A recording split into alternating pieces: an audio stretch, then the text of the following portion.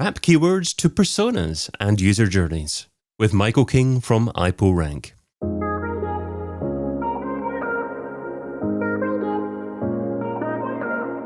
Brought to you by Majestic, I'm David Bain and this is SEO in 2022. Michael, what's your number one SEO tip for 2022?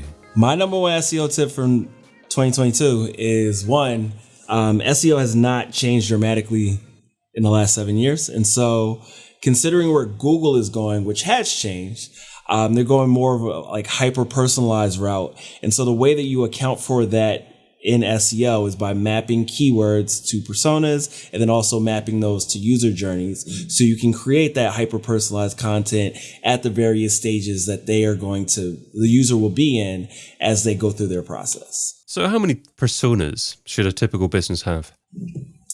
It depends. It depends on what the data says. It depends on how many business units they have. It depends on, who they're ultimately trying to target. Typically for a given business unit, we might do like 3 to 4. But again, it just depends on what the data says, because if they're saying like, oh, we want to target, different populations based on ethnicity as an example, then you're going to need a variety of personas. But if you're trying to target them based on specific needs, then you may not need as many. So it's really dependent on the business goals and what the data tells you. So how does that work then if you've got multiple personas and you've got keywords which are quite similar across different personas? Would you not then want to be trying to rank the same page there? And if so, how do you deal with multiple personas on the same page? Sure. So again, that's something that depends as well. And it also depends on the query. And so a given user type may have a different need from the same keyword. And so that's something that we see like as people's searches evolve. And, you can get this data directly from Google itself if you're looking at the people also ask. And so if you start with like a given query and then you see what the people also ask says, and then you click on the next one, and you'll see how that journey kind of evolves. And that can be a specific user need for a specific user type, right? And so to that end, you may have to create multiple pages for the same query. And my whole point here is where Google is heading is they're getting very close to having that capability of saying like, okay, well, you love video games, but you only love Nintendo. You don't love PlayStation. So why am I showing you results for PlayStation when you Google video game? And I think in the future, that's what's going to happen. You're going to have like hyper personalized results based on your user context and your user need and what you've been showcasing to Google over time, right? There's something that they have called affinity segments. You can see this in your GA. You can target against them in paid ads. They also have in-market segments where it's like, hey, it looks like you're buying a car based on your activity across Google. So what I'm saying is we're thinking about the future of SEO. I truly believe that in the next like 5 to 10 years, we're going to see this take place. And the way to account for it is to already be thinking about content in this matrix way, not just like aiming for the middle for a given keyword like we always do. It's like, okay, you're searching for iPhone. Let's just give you all the information possible about iPhone.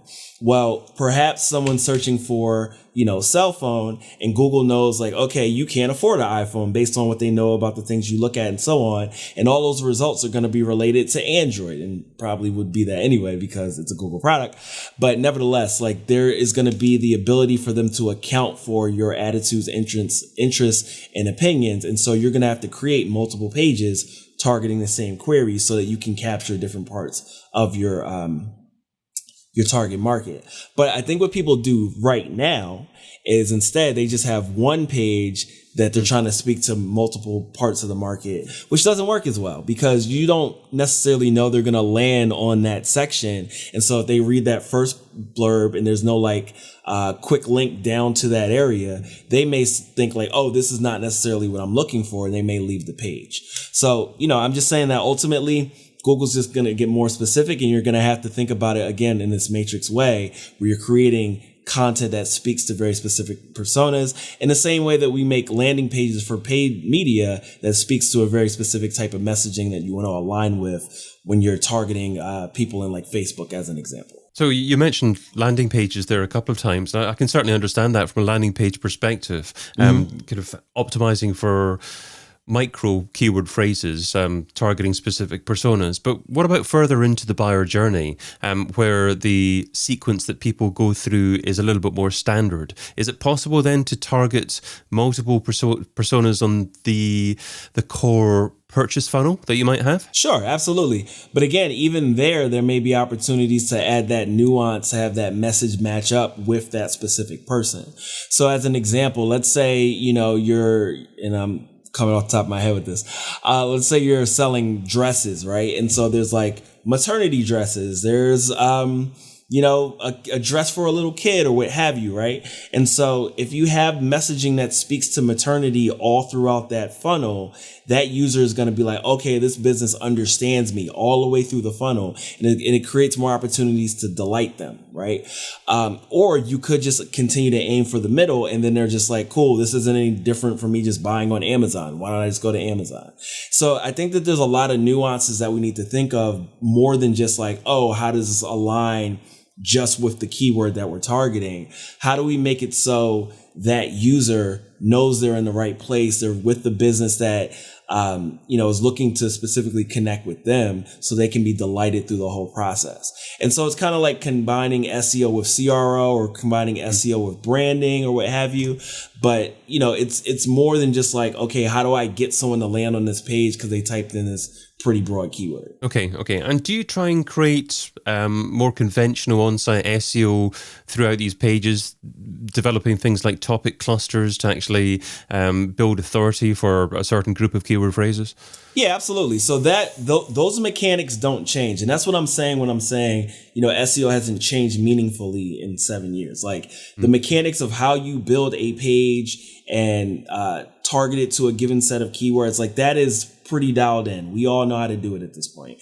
Building topic clusters, yes, of course. You want to do that in such a way where you're looking for, what are the keywords that go with your target keyword, right? Like, again, if we're talking about, maternity dresses, there's going to be a series of topics around that you want to make sure you have content about, and then you have your internal links across. So you're clarifying to Google, like, hey, we know what we're talking about. We have what you expect for this topic. And then also the whole idea of co-occurrence and things like that. Make sure you're accounting for all that as well. But again, I think that's going to become more complex in the future, right? I think in fact, it may be more complex than our tools are presenting it as. If you think about, many of the tools that you put in a keyword, they look at the top 20 results, they look for the co-occurring entities and phrases and so on. And they're like, yeah, use this phrase more, use this phrase less, and so on. I think realistically, Google is probably already looking across search phrases to determine that, rather than just looking at it in a linear way where it's like, okay, let's look at these top 20 about this one keyword to make these determinations. So, I think everything you're saying with respect to the topical clusters is absolutely pertinent here, but I think it's more complex than we actually think it is. Okay. And I would presume you'd also advocate designing your content style based upon persona as well. So if you've decided that your persona is more likely to resonate with video or shorter content versus longer content, then the whole length of the content is based upon the persona and nothing to do with search engines. So I think I don't want to divorce these two things. When I'm talking about personas, a lot of people start thinking about sticky notes and, someone being like, oh, I think our persona is 18 to 24 and they're Gen Z, and they start saying all that stuff. Cool. If that's the way you think about it, that's fine. What I'm talking about is, a segment of your user base that you're trying to target, which needs to be represented by data, right? And so when I say persona, I also think of Googlebot as a persona, right? And I don't think any of these personas should overpower any other persona. I think we need to be thinking about the considerations of Googlebot. We need to be thinking about the considerations of any given audience that we're talking about. And those all have to be requirements for how we build our content out.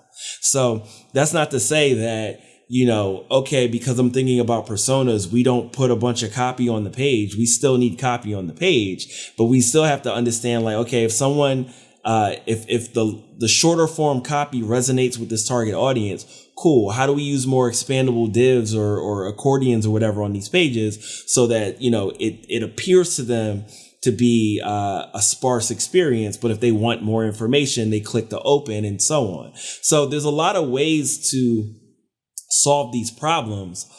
All I'm saying is that there's a series of constraints that you need to be mindful of in order to achieve the maximum goal here, right? Like if we want search traffic, if we want people to convert, if we want multiple audiences to be targeted, we need to think about all those things as we're creating that content. And you also talk about overriding it with data.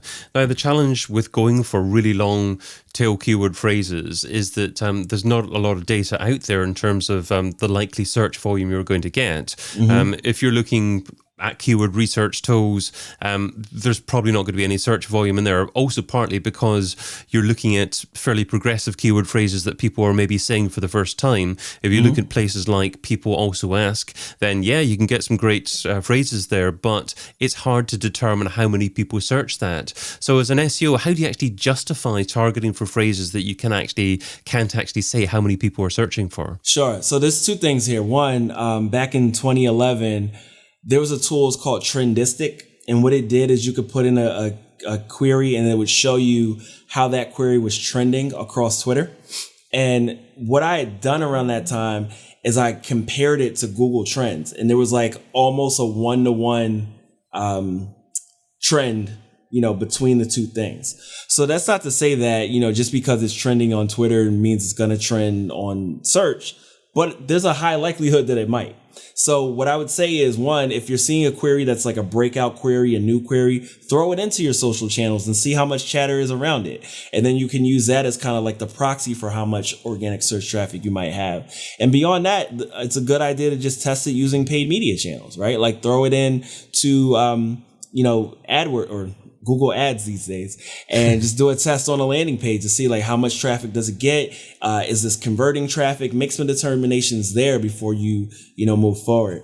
And then beyond that, I mean, in some cases, it's just a leap of faith, because even if you're getting that data from a keyword research tool, even if it is Google Ads, Keyword Planner, or whatever, it's still not going to give you a true depiction of the exact number of people that are searching for it anyway.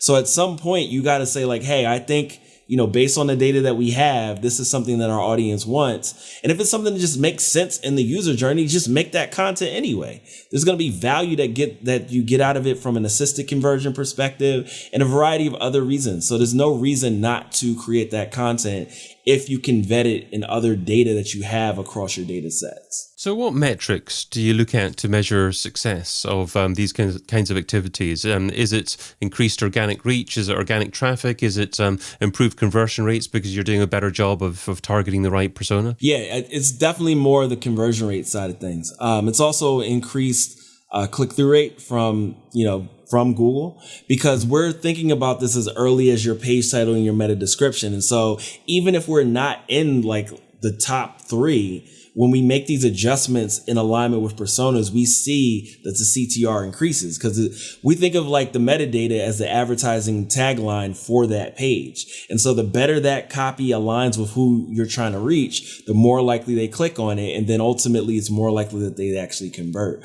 And we've had clients say to us like, our SEO work has yielded far better conversions than a previous agency or what have you. And it's largely because of that approach. So yeah, it's very much measured in like, how do we see how this impacts the actual business objectives? And again, that should be something that's measured by your conversions. Okay.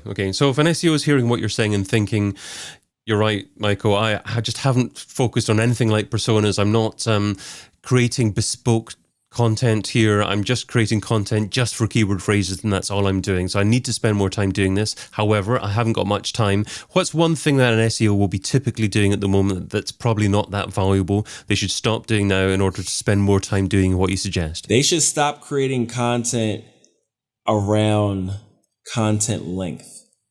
There's so many people that are writing blog posts like, you have to have content that's 1,500 words long or it's not going to work. Like, that's the wrong approach. Google is getting far better at aligning content with intent and so on, like I'm talking about here. And some intents require short content. So the better that you align your content with what people actually want, the better it's all going to perform. So rather than sitting around being like, okay, how do I squeeze out 1,500 words or 2,000 words or 4,000 words on this subject? Think about what do these people actually want first. And then that way you can spend more time on doing what's going to be more effective. Absolutely superb advice. You can find Michael King over at iPullRank.com. Michael, thanks so much for being part of SEO in 2022. Thanks for having me.